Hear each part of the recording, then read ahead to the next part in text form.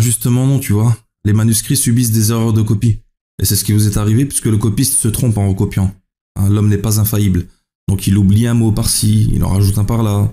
Il décide que tel verset ne correspond pas à sa doctrine, à son dogme, donc il supprime ou le modifie. Pour que la mémorisation et la transmission notoire, elle évite ce problème. Car si une personne peut se tromper, des milliers ou des millions de personnes, à des époques et des endroits différents, ne peuvent pas tous commettre la même erreur et ne peuvent pas tous se mettre d'accord pour modifier quoi que ce soit. Ensuite, ce dénigrement en utilisant cette expression de téléphone arabe est juste une manière de cacher votre rage face à la préservation de notre religion. Les transmetteurs chez nous sont les savants, ceux qui ont passé leur vie dans l'étude, la mémorisation et l'enseignement. On en connaît les noms, les vies, les caractéristiques, la piété, les témoignages de leurs contemporains les concernant, leur niveau de mémorisation et de précision, leur intégrité, leur dogme.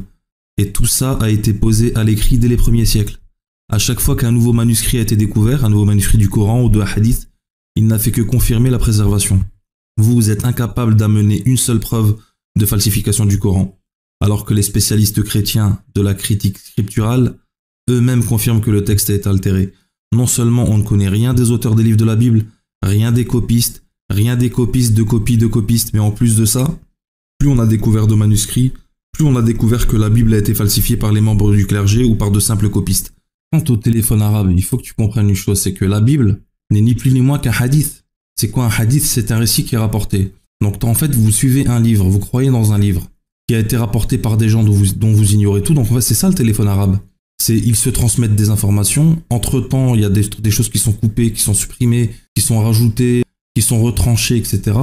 Des erreurs de traduction, vous n'avez même pas la langue originale, c'est une catastrophe. Et tu parles de téléphone arabe, mais il n'y a pas plus, au sens péjoratif du terme, il n'y a pas plus téléphone arabe que la Bible des chrétiens. C'est extraordinaire, je sais même pas comment vous osez même la ramener dans ce sujet, quoi, en fait. Si j'étais vous, je sais pas moi, crois bêtement, aveuglément, mais la ramène pas sur l'islam, sérieusement. Et je t'invite à lire le thread qui est joint à ce message sur la falsification de la Bible.